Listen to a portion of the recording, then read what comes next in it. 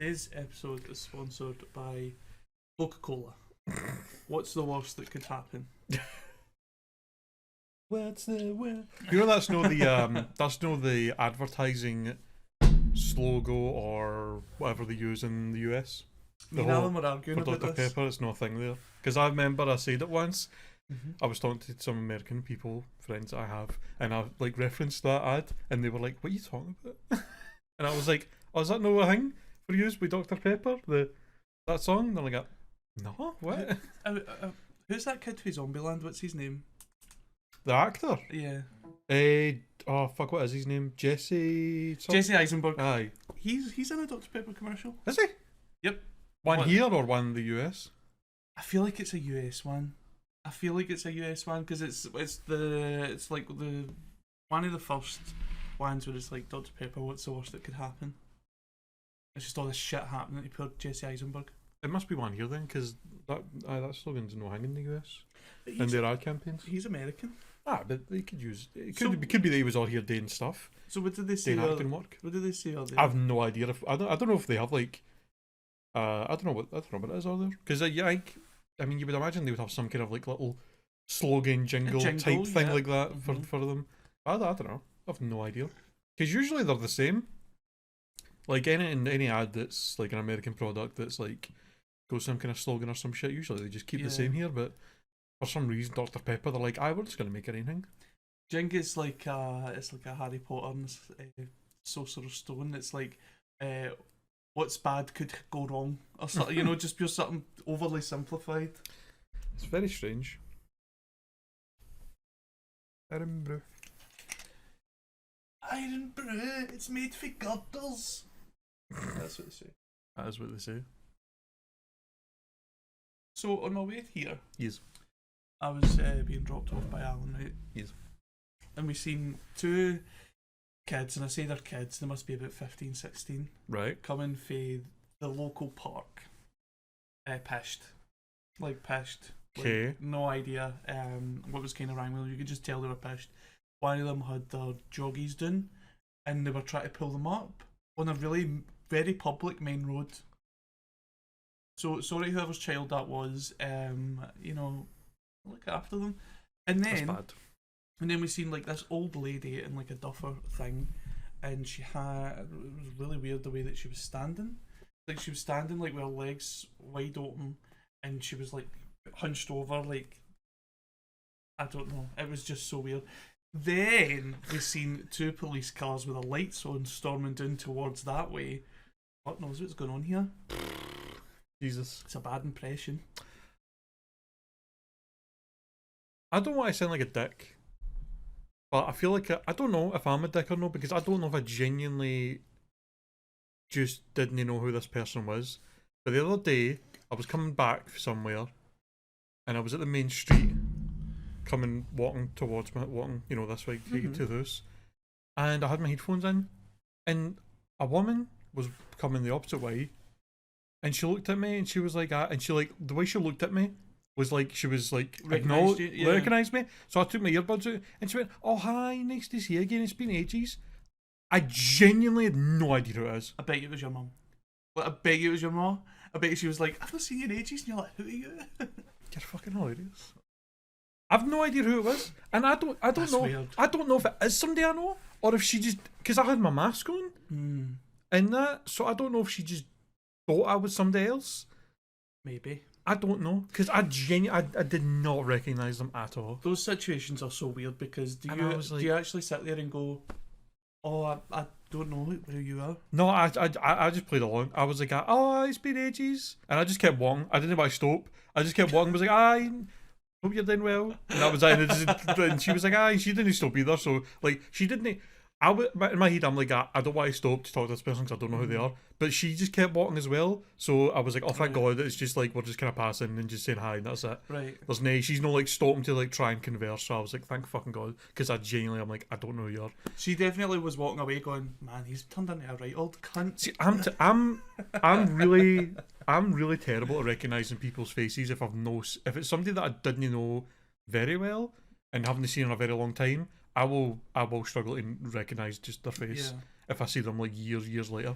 If it's somebody that I didn't interact with that much. It's, I mean, so I'm just like I feel like a dick, but I'm just like I don't. I wouldn't feel like a dick. I think it's selfish to expect everybody to remember everybody. Like if somebody was to come up to me and I'd be like, oh, I don't remember you, I would just flat out say, listen, I don't remember you. Don't take it personally. It's no. And then they'd maybe say like, oh, I said this, or we did that, and I'd be like, oh, right, aye, okay. But then like it's one of the things where it's kind of already agreed upon before entering any kind of conversation. You don't make it awkward.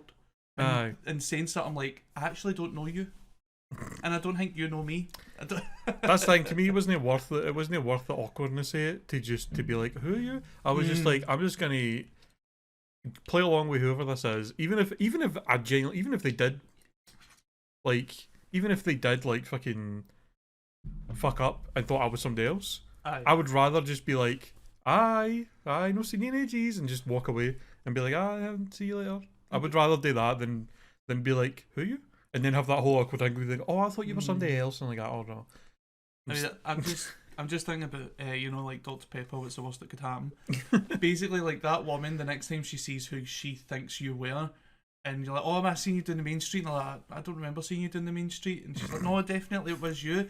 And then what happens is she gets committed because they all think she's gone. That is the worst thing, because if she does, if that was the case and she thought I was somebody else, and then she runs into that person and does say that, they will obviously be adamant that they didn't. But in her mind, she was like, but you were like, you recognised me, and you're applying that, so it clearly was you. And I no, it wasn't. Do you know it's the conversations you don't get to hear, because I would love to hear that. I'd love to hear her just be like, oh, it was good seeing you down the main street the other day, and it's like, what? Fuck man.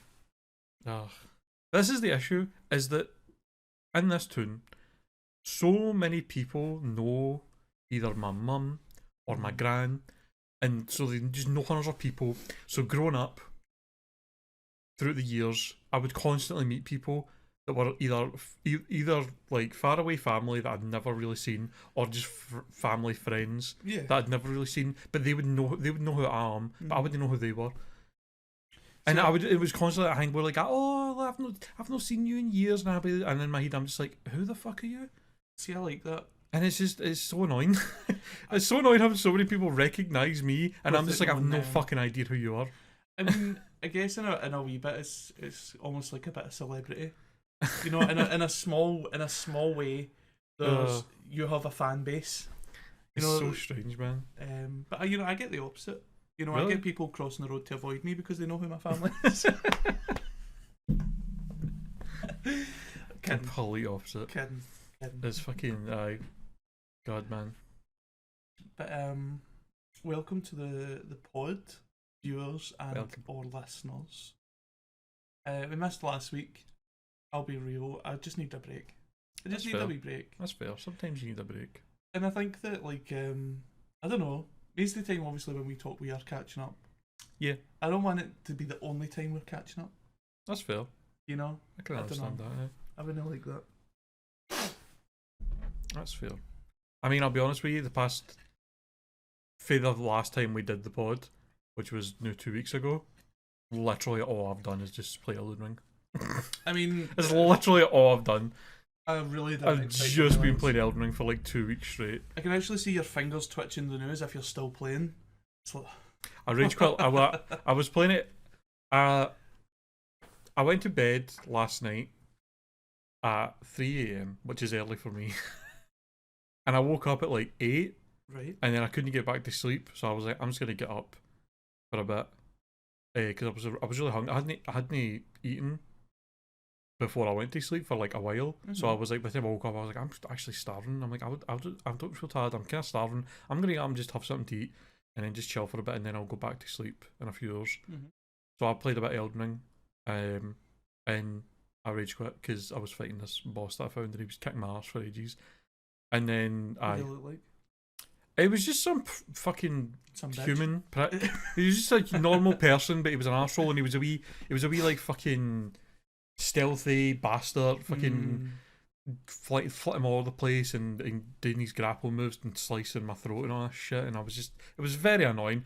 He would come in and attack me, and I'd try and hit him, and I'd dodge and try and hit him, but then he'd jump away before I could get him, and I'm just like, I was getting so mad. Is it a boss where it's like you're leveled up enough that you could beat him, or do you think you need to go and level up? No, I'm definitely. I've done enough side stuff that I'm at the level where I could just finish the main story, but I'm just doing side shit just to do it, just because I want to see as much of the game as possible. There's like at this point I've basically got one main area left that's got a bunch of side shit, and then I've got like one sub area that I've not done yet, and then another area that I know is after the one I'm in the new, but it's kind of small. It's basically not even like a full area. It's just like I think just a big dungeon. Then I think that's like the last basically bit of the game. But I've not went there yet. So do you think there'll be updates? Do you think there'll be like DLC expansions? Probably. I would imagine. They could probably do a DLC that's just like, here's a whole new wee region to explore with some new stuff and like some I feel like bosses and shit. I don't know how hard it would be like with their engine or their whatever it is that they're using, but I don't know, I kind of feel like the amount of assets and the stuff that they've done for the game, they could probably create, obviously like once they've had time to like rest and kind of see what could work if they did decide to do that way, but I feel like it could be easily done. I'm very curious because throughout the game there are multiple areas where there's these like big Colosseum looking buildings and you can't go inside any of them. Right. And I'm wondering if maybe they're planning on doing some kind of update where they're going to do shit in there. Maybe they're just going to add bosses in it or something like that you can go in and fight. Arena? For shit, so.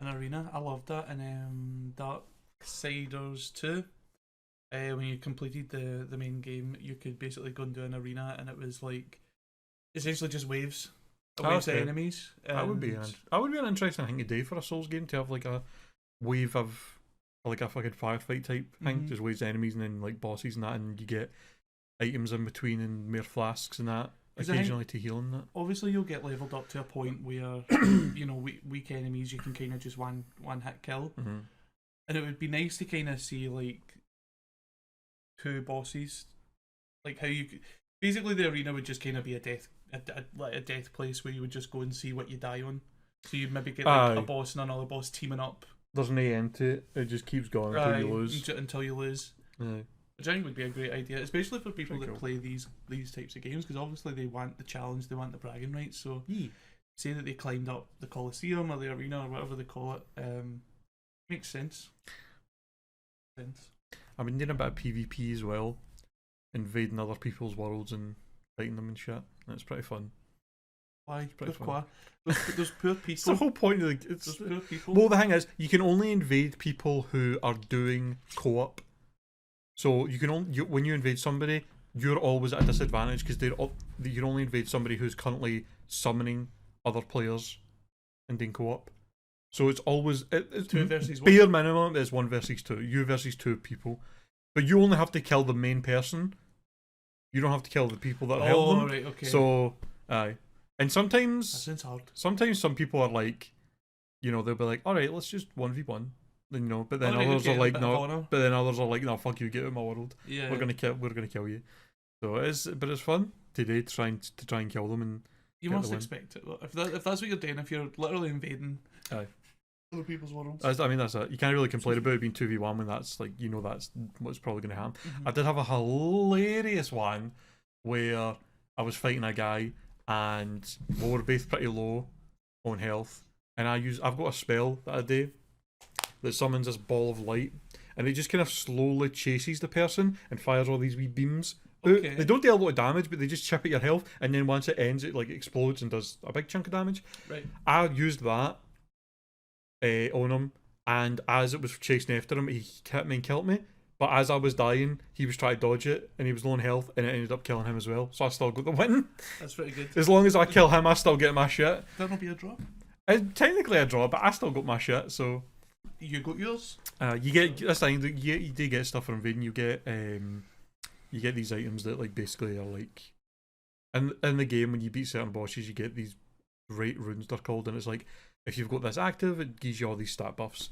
And there's a specific item you have to use to activate it, but you only get a certain amount. Are the great runes so linked to the Elden Ring? they're linked to. They're not parts. Aye, of they're Elden Ring? basically parts of like the shattered Elden Ring. Mhm. For what I can understand for it. So basically, you can have one on at a time, and then you've got this item called a rune arc, and you've only got so many. And one way to get there is by invading people. If you invade somebody and kill them and manage to kill them, you get one of these.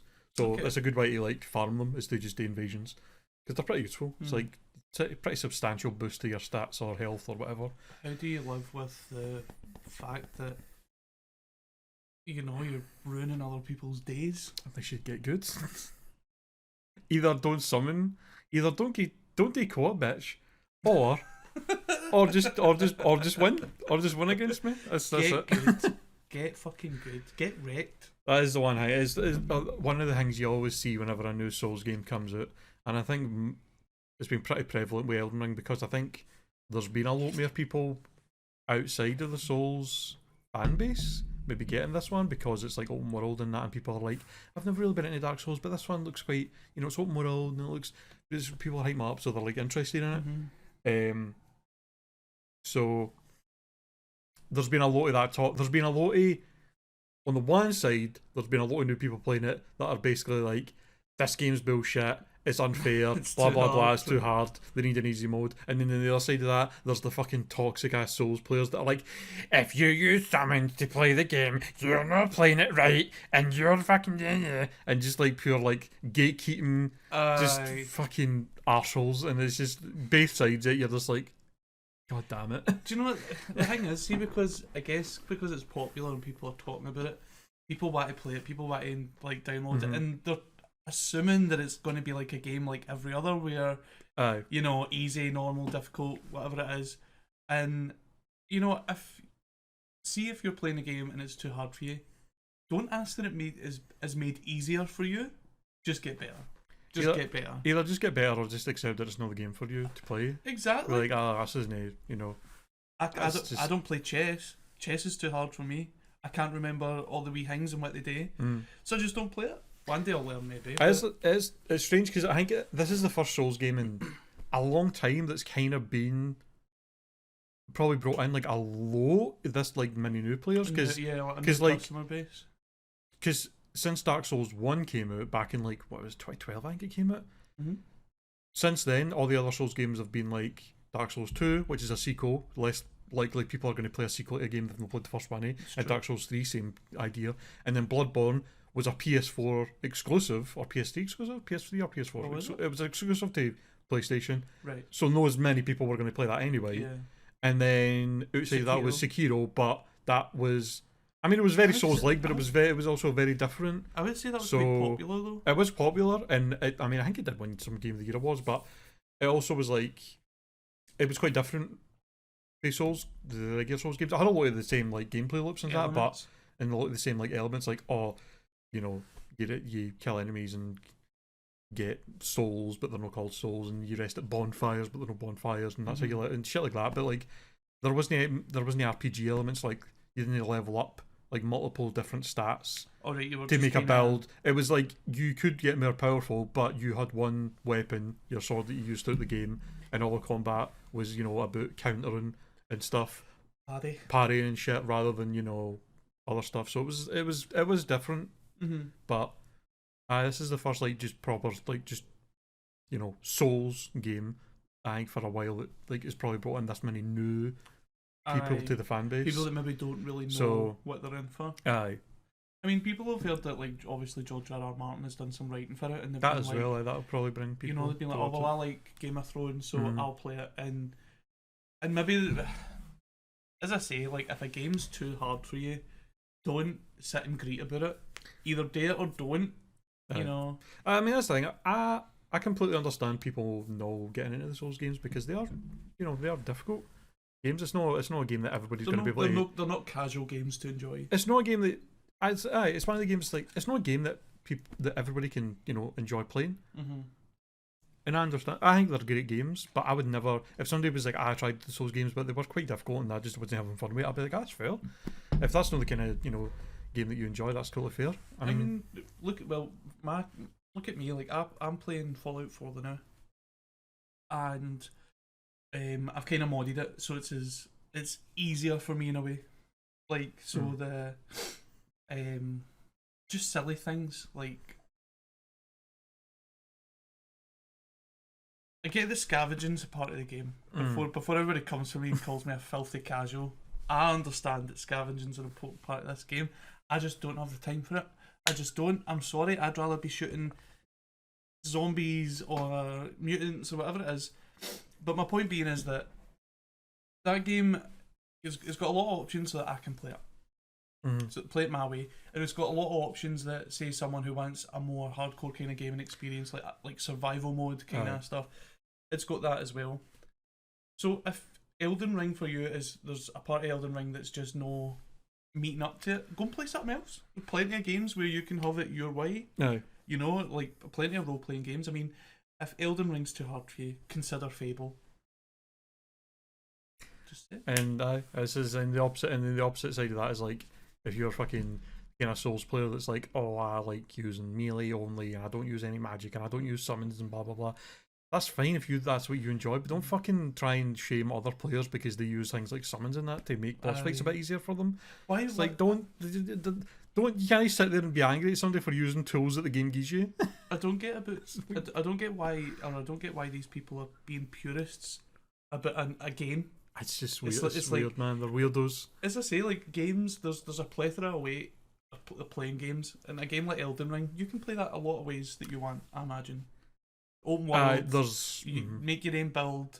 You know, imagine like you had this game, all these options, and somebody was like, "You can only be that one class, and you can only have that one weapon." It's like they have this whole identity with the game where it's like, oh, the Dark Souls, it's so hard, and I'm such a god gamer because I can beat it. But then somebody else is like, oh, I beat it as well. Like, oh, how did you beat this boss? Like, oh, I used a summon. And they're like, oh, you went the easy way. You're not on my level. And it's like, fucking get a grip. That's all. It really is. It's just purism. It's just. I get it. Like, see, games like hard games like Dark Souls and stuff like that, and even when you play games on like a hard difficulty, there is a certain amount of bragging rights. You know, I've completed that on that. Like, I've got that achievement, whatever it is.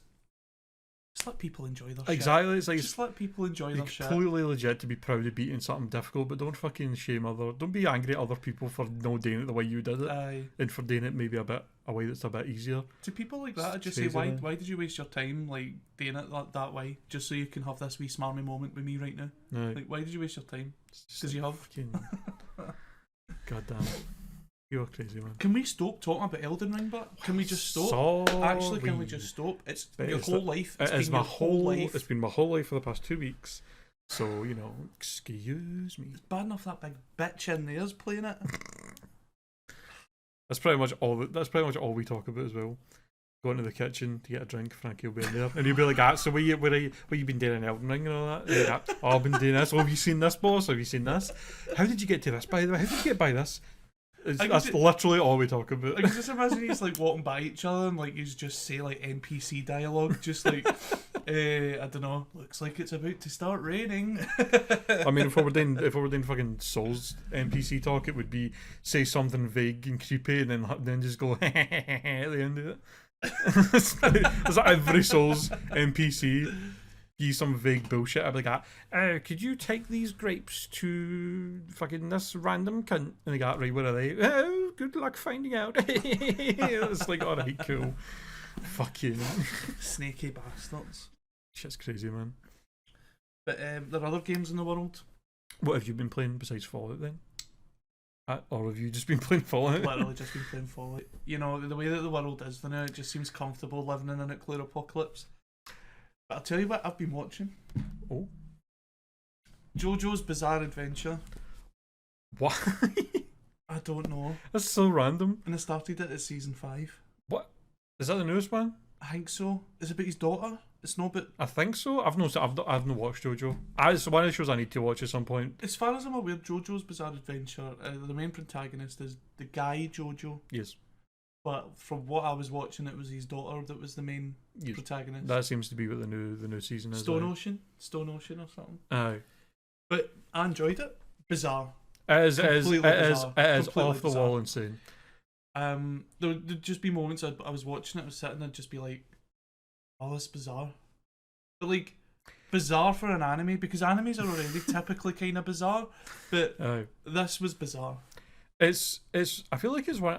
As someone who's never watched it, I don't know if this is completely wrong, but it's one. It feels like an anime that does a lot of cliche anime shit, but it leans into it in such a way that it's likable.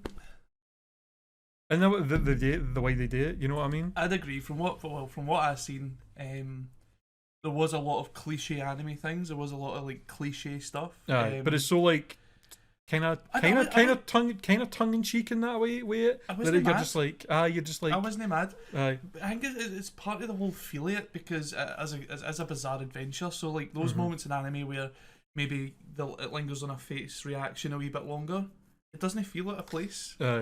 It's funny as well. JoJo's fucking insane. It was. I need to watch. I do need to watch it at some point. JoJo. It's one of the things I've been meaning to watch for fucking years now, and I enjoyed it. It wasn't what I expected it to be.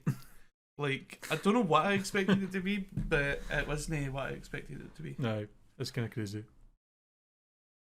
What is he? Is it on Netflix, or where did you watch it? So I watched it on Netflix, which was the Stone Ocean season.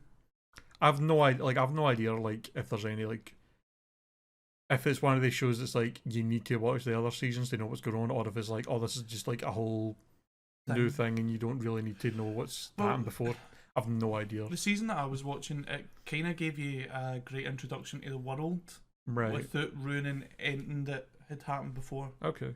So I feel like this was kind of like it was less a continuation of the story and more just a story from this character's perspective in the universe. Okay. So they were they explained some of the bizarre things that were going on, and they explained like people's powers, the stands. So explain a wee bit of that. So but it wasn't. Obviously, I've not seen the first season, so I don't know if they were recycling stuff. But it felt very fresh to me. Yeah. Here's a show, man. But you were going to say something before I said that I was watching JoJo's Bizarre Adventure. Was that? What was I going to say?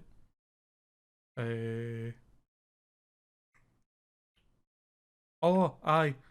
When you were saying about like Fallout because of the fucking state of the world and that, did you see that? You know the game Advance Wars? Yeah. You know of it? I know of it. So, strategy game. I think it was in the Game Boy Advance and that. It's like a strategy kind of game with like tanks and all that shit. Leezy's absolute favourite. He does love it. So they are remaking it. Oh really? The first, I think it's like the first two games. They're like they remade them, and they're like, oh, it's coming out in Switch. 2 games a man. And there's like a new campaign and all that. And all the Advance Wars fans are like, oh, that's awesome. And I'm like, oh, that's cool for them. And it was supposed to come out, I think, pretty soon, but Nintendo just announced that they're like, with the things that are currently going on in the world, we feel like it's no appropriate to have a game like this come out, because apparently also one of the first like antagonists to the game is like Russian, so they're just like, maybe we'll hold off on releasing the game for now. It's with the current state of affairs, right? And somebody who I know was telling me about that, like sent me the thing saying, "Oh look, they're deleting it," and I was like, "Oh, that sucks," but it's understandable, I guess. And then afterwards, he was like, "By the way, did you know this is when the game originally came out? The original games came out September 10th, 2001." And I was just like, "What are the odds that the first games came out the day before 9/11, and then now when the remakes are coming out, you've got this shit's going on?" And I'm like, that's crazy coincidence. It's probably because people that's probably a good reason why people really that's lot of people insane. haven't heard of the game, because I might be like if it's it came out in that time, people, baby parents were like, you know, it's not the time for when they were looking to buy games for their kids. Are like, game about war. Maybe don't want to buy that for my kid right now. Apparently, Lizzie's mum was like, it's the right time. You know, she was like, you need to get into it. You need to get drafted and get out my house. I was just like, that's crazy, man. What are the odds of that shit? 2 fucking 20 years apart, and both times this specific game is coming out. I mean, obviously, shit like that's going on. The first release, they obviously couldn't. They had no idea that the next day that shit was going to happen. And it would be really tone deaf for them to be like, oh, and here's a war game. Aye. But man, that shit's crazy. It's fucking just such a weird coincidence. I'm so tired of it. How long we've been on this earth collectively? 62 years, 64, and I don't think. I mean, I've never been there for every moment of your life, but I could probably say that with confidence, you've never killed MD. You've never wanted to kill MD. That'd be a good bet, aye. I'm the same, and I'm just sitting thinking, how do they know that? How do other people know that? Just to go through like, don't kill each other. How easy is it just to be like, I'm not going to pick up that gun and shoot. Yeah. How easy is it? Well, you know, Putin's a fucking big baby. Do you know, I never want to be so old where I don't want to learn anything. You know that way, like old people can sometimes be set in their ways, like, I'm too old to change, or well, that's how it was in my day, or all these excuses. And rather than just being like, you're right, maybe I should be a bit more open-minded. I never want to be that age. I never want to be that old where I'm sitting there and somebody's telling me that something I'm saying is problematic or hurtful, and I'm just doubling down on it. I'm like, well, I don't care. They're all snowflakes. In my day, it was alright to say that, so now I'm still going to say it. I don't want to be. I don't ever want to be that kind of old. You know. Yeah.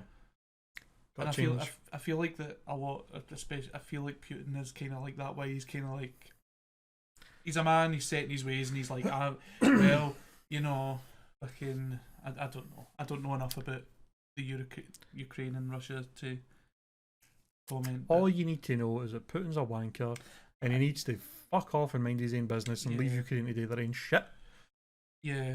Do you know what? I was watching a documentary on Netflix, and it was about Ukraine. It was showing you basically the past decade, like the things that have happened and stuff like that. And one of the bits that really struck a chord was it was like the generation that's grew up free. Aye. And they're like, nah, whatever you's had, it can't be as good as what we've got. Aye. Like whatever you had back then, it can't be good as what we've got right now. So this generation, they don't want to go back, or they don't want to be reformed back to Russia. They don't, because it's fuck that. I don't know. I think the World War III, you know, Scotland will leave England and all that kind of stuff. And it's just it's a very, very hectic and chaotic time in the world. There's a lot of crazy shit going on, man. How do you handle? How do you look at? Because I feel like a lot of people don't kind of know how to deal with it. That you should know how to deal with it. But put it this way: like when I go through my Twitter, it's just basically all the news about Russia and Ukraine, and you know you're seeing things on the ground. So you're seeing like people losing their homes and their lives and stuff like that. And it's horrible. But people shouldn't need to live with that. People shouldn't. Put it this way, that shouldn't be on the news every day. It should have stopped weeks ago. Aye. And some people, I think, don't really know how to, you know, deal with it. Like some people I've read that they're in complete despair. Like they're not in Ukraine. They're nowhere near the war. It's just the thought of the world being at war. Just really. Know that they're trying to make it about them, but you know, if you're used to seeing the world in a very peaceful way, and something comes along and shows you that it's not so peaceful, I think that can be quite jarring. Yeah, it's fucking. It feels like that thing when growing up, when you would read about like learning history about things like World War One and World War Two, and they seem so long ago, and it's like, and you've always got this idea of, oh, thank God the world's moved on for that kind of shit. Oh yeah. And you know, we don't have to worry about that.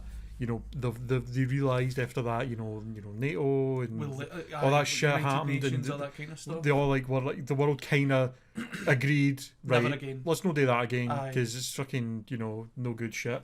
I mean, when shit like this is gonna happen, and people they start to, you know, have the thoughts of, man, what the fuck happened? What's gonna happen if we do have another world war? That shit's gonna be, especially nowadays with the technology that we have and shit. It's terrifying. Yeah. The word's right, it's terrifying. Because this is the thing, like, you know, you don't really add or the way that I see the future of warfare going is that it's going to be fought less by people and more by like drones, stuff like that. Because your drone pilot, they can be pilot for whatever, Aye. and they can do whatever it is they can do to attack whatever it is that they're going to attack, and no home lives have been lost. You've not had any troops on the ground or anything like that. That would be the hope, aye.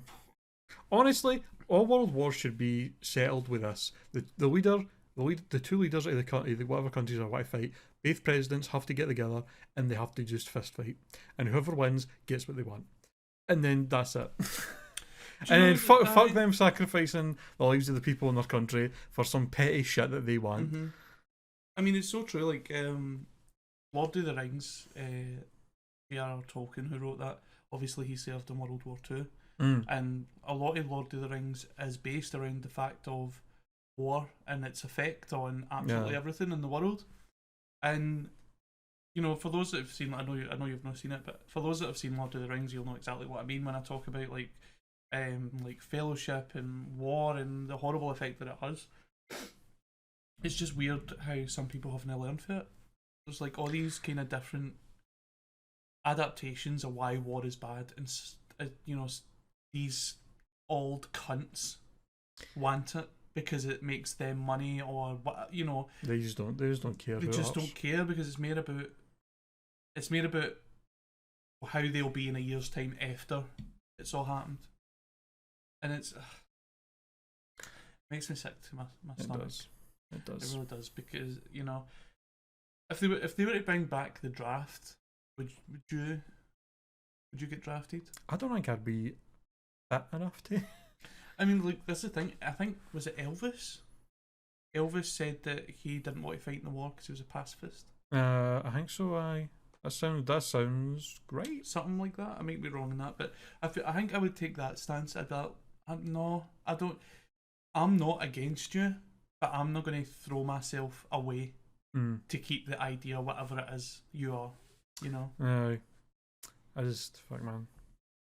Because here's a controversial opinion. I don't think people say that it's Russian versus Ukraine. I don't think it is Russia. I think it's Putin. I think there's a distinct difference. There's a clear large amount of the population of Russia that are very much against the war, or scared to even speak out. Aye, or like just terrified to even say it, and then pretending like there's nothing going on. Mm-hmm. And it's like fucking. Ask any American who grew up in the 80s, with the Cold War and stuff like that. Better. No, what was it? All these slogans, anti-Russian slogans, never trust the Ruskies and stuff like that. And honestly, I can't even imagine what it's like to be, say, Russian, and you've literally never done anything. Like, you've never took any part in it, and you've always wanted liberty. Say you moved away when you were when you were young, but you're still Russian. You tell people that you're Russian because that's your heritage, and people just automatically turn around and go, hey. It's that typical thing, isn't it, where some people are so fucking stupid that they can't separate a war that's going on between two nations, between like the actual people of the nations. Yeah, the actual it's people. Like these people are like, oh, Russia's invading Ukraine, Russia are the bad guys, and they're fucking horrible for doing that. Mm-hmm. And then people are like, oh, there's a local business run by this fucking Russian person. Oh, I'm gonna go harass them. It's like they've got nothing to do with it. They've got nothing to do with it. What the fuck are you talking about? Leave them alone.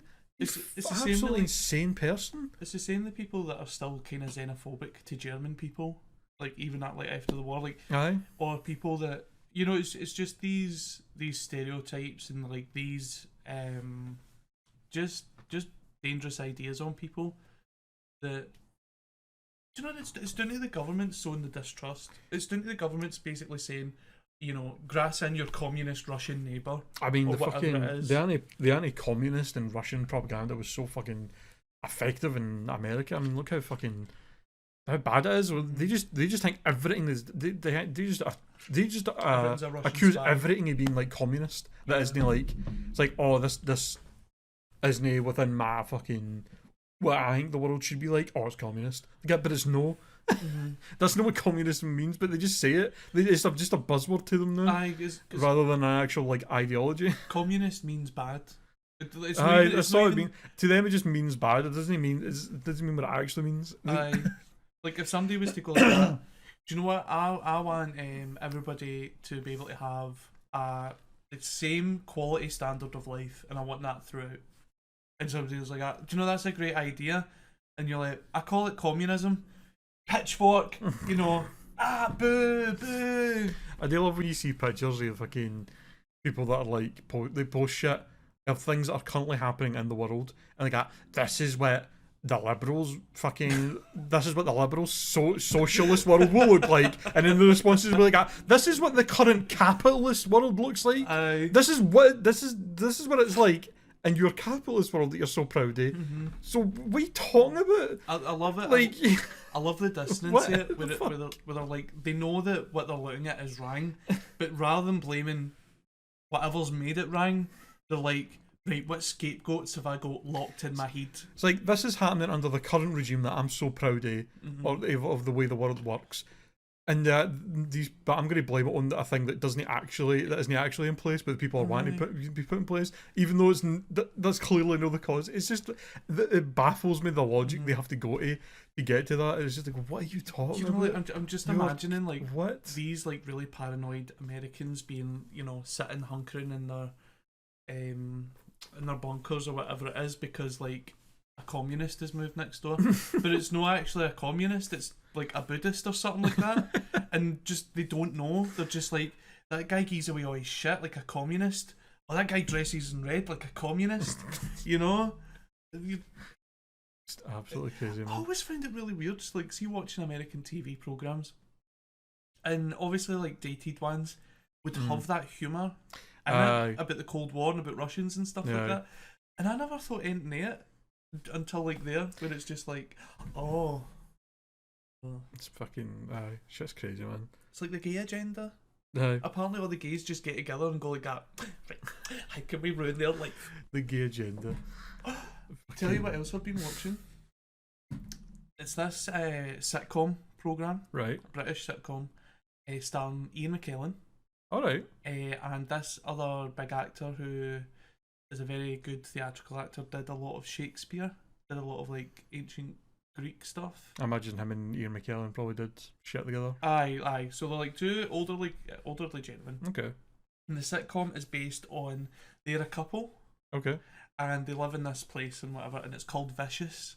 Vicious. I feel like that sounds familiar. Like I've heard people talk about that actually. And it's just the whole thing is just they two like being married. Obviously, there's other characters in the sitcom and stuff like that, but it's just they two basically just being total cunts to one another. And like the word vicious is so true. Me and Alan watched it and we were like, that's us the now, never mind in 60 year. But I'd recommend that. It's honestly hilarious. The jokes in it are perfect. What is it on? What did I watch it on? Amazon. I think it's free on Amazon. It's absolutely superb. One of the jokes, it's something about like, because they're both old, right? They make a lot of old jokes, but to each other, so it's okay. And like one of the jokes is something like one of them wants to go out, and the other one's like, well, I don't really want to go out. The other one's like, what would you want me to do? Stay in and watch you decompose?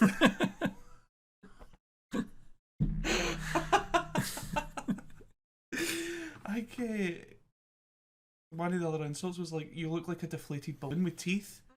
Like it's just so vicious. It's very good. Sounds pretty good. I need to give that a watch. That sounds pretty good. I was howling. I was roaring. Just like these two bitter old gay guys just being total cunts. It's amazing. And like the supporting characters as well. One of them older ladies is a lady with dementia. And they make jokes about that, but I think they're done tastefully. Right. They're done tastefully. I think that if you've experienced like dementia, like with your family, that you'd probably laugh at it because you've kind of been in those situations.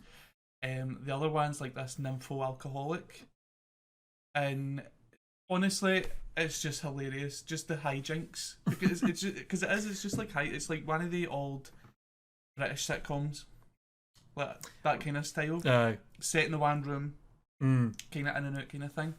But yeah. What was that? Oh, what was that show called? There was a British sitcom. Oh, Blackadder. No, it's the one where they literally, the entire show is just a family sitting on a couch. They're just sitting in the living room. That's the whole show. The Royal Family. The Royal Family. The Royal Did you ever Family. watch that? I watched some of it. It wasn't really my kind of comedy, I don't think. I remember I had family that would watch it. It would be on TV because like people did watch it. Like my mom, I think my mum and dad did, and that. But I never really watched it. But I was always so confused. But I'd like every time I'd seen it, I'm like, is this the whole show? This is them. This is the whole family just sitting in this room on the couches and that's all they do. This thing, and then I found out later that is literally the whole show. It's the whole show. They just sit in this one room and apparently it's really good. But I've never really like watched it properly. The comedy's there. It's just not my type of comedy. Like, cause it is. I feel like when stuff's set in the one place, the best jokes are often at the end. Like they're built up throughout the episode. So I prefer comedy that kind of moves. Like moves either one room to the other, or because it tells a story, and I don't know, it just wasn't for me. But a lot of people do love it. It's one of the shows that one of the classic British sitcoms I've never actually really watched, but gets high praise and so. I need to start watching a lot of the old British sitcoms, like the Two Ronnies. Loved watching. I do like the Two Absolutely Ronnies. loved Two Ronnies is watching them. brilliant. Morecambe Wise. Remember Morecambe Wise? I don't think I ever watched that. I remember it, but can we do a kind of live watching of a Morecambe Wise sketch? It's a really good one. There's no words in it. There's no words in it. I don't know if it might get copyright striked. Oh, will it? It might. Because I remember I did. I think I showed you before. There was a YouTube video that somebody put together that was like classic British TV moments, and I watched it once on stream, and then I put the stream up, I think, on YouTube, and it like immediately got like multiple like copyright strikes. Like this is getting blocked and all that, and I was just like, makes sense. Well, I recommend you look out for Morecambe Wise. It's either breakfast or sausage, something like that. Hold on. It's one of these shows that I know the name and that, but I'm like I've never actually watched it. I mean, I loved it. I liked all that kind of stuff, all that kind of old comedy. Who else was there? What was it the Kenny Everett show? Can't remember. Vaguely remember that. That was his impression of Rod Stewart was fucking hilarious. I was I was quite a fan of Only Fools and Horses. That is something I never really watched. I love Only Fools and Horses. That show's fucking great. It's definitely got some dated jokes. Well, I've watched some clips of it recently and that. But it's still a very, very funny show and got a lot of heart as well, to be honest. Well, that's the thing. Like, with a lot of these British shows, they weren't just comedy. It was about like they portrayed the characters in a very in a way that made you kind of want to keep seeing them, and more than just the comedy hijinks of it. You wanted to kind of make sure that the characters were moving on. Thing like Rodney, you didn't want Rodney to just be stupid and thing with forever. But that's good shit. What other classic ones is there? There's fucking. Would you consider Harry Enfield classic British sitcom? It's been a sketch show, but it's pretty good. Yeah, Morecambe Wise breakfast. Just type it in. Yeah, Harry Enfield. I loved Harry Enfield and Chums, and then obviously there was the Harry Enfield show.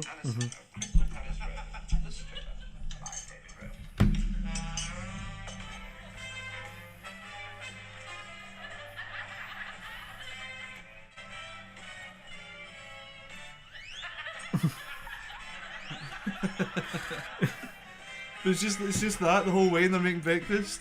It's just fucking.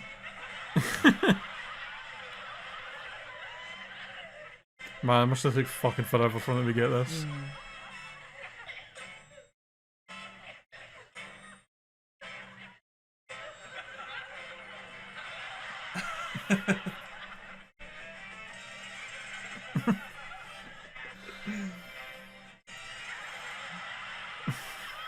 We'll put the link up so that you can enjoy this classic British humour. It'd be funny if the American people just didn't get it.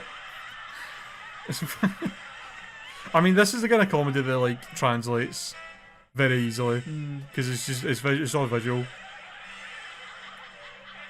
Do you know what I miss about the old comedy? How it was clean.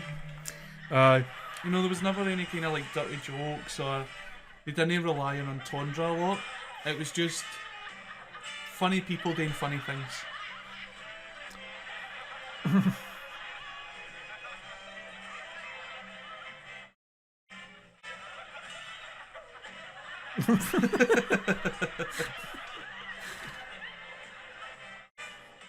Man, the bloopers for this must have been fucking crazy.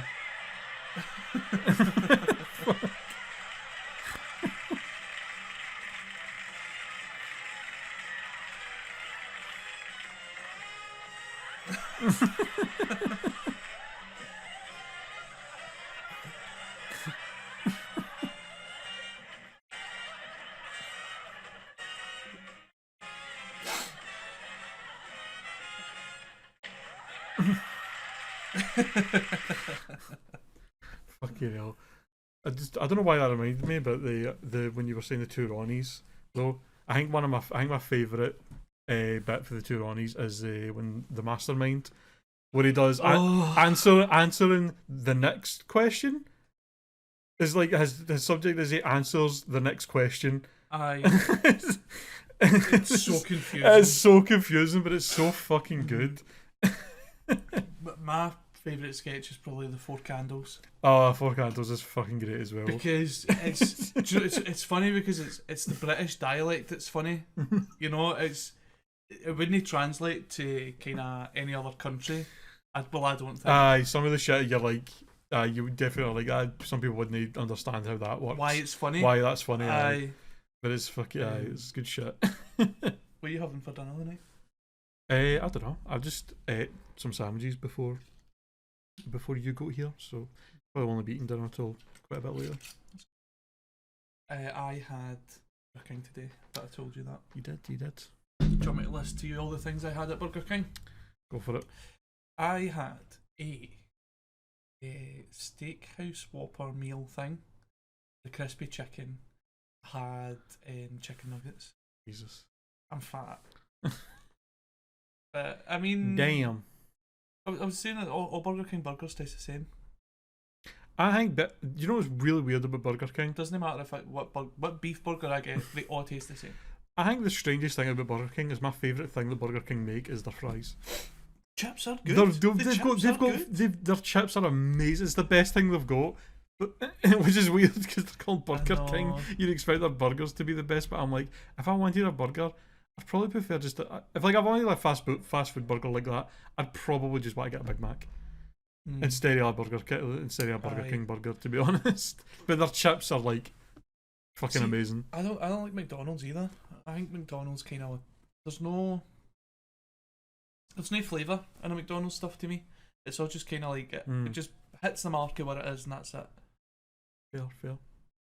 There's a streamer that I watch who has done these videos, all these streams before that he turns into like videos and that, where him and his friend get every item from a fast food place, right, and like try all of them and then like rank them like on how good or bad they are, and basically just the whole video is like how good is this place's food like overall. Kind of like a mukbang. It's like one item. It's like one of each item, and they'll get like if they got the McDonald's, like they'll get like one Big Mac, and they'll just each take like a bite of it. Right, okay. Like they only eat like you know. What I mean? So they only get one. Right. They only get one of each thing for each other. But it's basically just them trying each thing and being like, how good is it? How bad is it? And I thought it was always very interesting to watch. They can, especially for like you know. Well, it depends where they are. I'd like to know like the differences, regional differences they would call it. No, because like sometimes they'll be like one time they've done like McDonald's, so it's like okay, I know McDonald's fairly well, but how different is it? But then other times they do things like In-N-Out, which is like we don't have that. Is that like a burger joint? It's like a burger joint. It's like I think it's even in the US. I think it's only on the West Coast. Not even like it's not even a national chain or there, okay. But it's like fairly popular like in the West. Like it's one of the places where it's like people who live in places with In-N-Out are like In-N-Out's the best. And then other people are like Five Guys overrated. Right. But maybe that's something we could do. It could be fun. That's what I thought. I was like, I was trying to think like if I were to do something, I'd want to do somewhere that was like a UK kind of place. Mm. And I was trying to think of places, and the only place I could think of was like Greg's. Greg's, aye. Like You get Subway. It's a lot of pastry.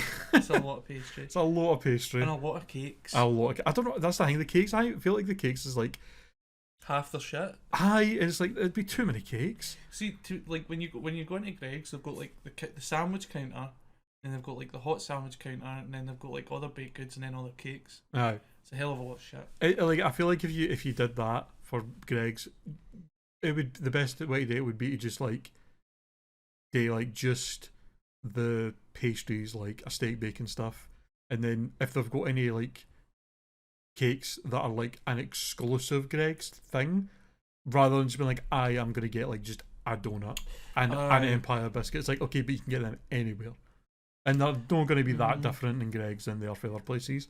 But like you can't get a steak bake anywhere. You get a steak bake for Greg's. You know what I mean? I like would say you that. exclusively want to get stuff that you can only really get in a Greg's. I can't even. You wouldn't buy a steak bake in a supermarket either. But like the sausage rolls, are like you can get a sausage roll in other places. Aye. But a Greg's sausage roll's like it's the best. I mean, yeah. I mean, I could give it a go. I'd give it a go. Like, It would be interesting. I'd But also, there's also the money aspect. Like, how much would it fucking cost to get one each item? I know, because I was going to say, Because like, I don't know how much shit there is. we could do a Costa. You know what I mean? Like, because Costa obviously do like a limited range of sandwiches and hot food and Aye, shit. but that's just a coffee place. Though, is it not nicely? Right, but they do sandwiches and they do Aye, like but it's no exclusively like. they do cakes. Not like it's not like a proper food place. If you know what I mean, it's not like you wouldn't call it a restaurant. I mean, would you call that's Greg's a what I restaurant? was saying. It's not really a restaurant, but it's like you go there for food. I mean, But I mean, for Costa, you're mostly going to get a coffee, and then anything else is like an extra. I mean, if what we could really do is rather than like just go to like a place like Greg's or something like that, is go to like Lidl or go to like Lidl? Aldi and like buy the stuff that they say is made in Scotland Oh, and try that, because you would literally not get that anywhere else, and it'd be cheaper. I hate to be thinking about my wallet, but true, it's true. It's no. and I don't mind doing. I honestly don't mind doing a wee bit of PR for Aldi or Lidl. The stuff's nice. Sponsor me. It would be sponsored by Lidl. Podcast brought to you by Imagine Lidl. that. Fucking be amazing. But I think that's a good time to wrap up. Yeah. We are going to go now watch Frankie play Elden Ring. You know what you were in for. I knew what I was in for. I knew I shouldn't have came out.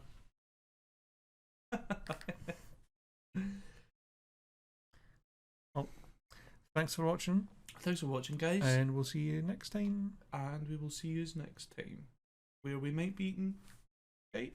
Maybe. Who knows? Not physical shite. Not Well- literal. We're not that desperate for views. Figurative poo. Bye. Bye.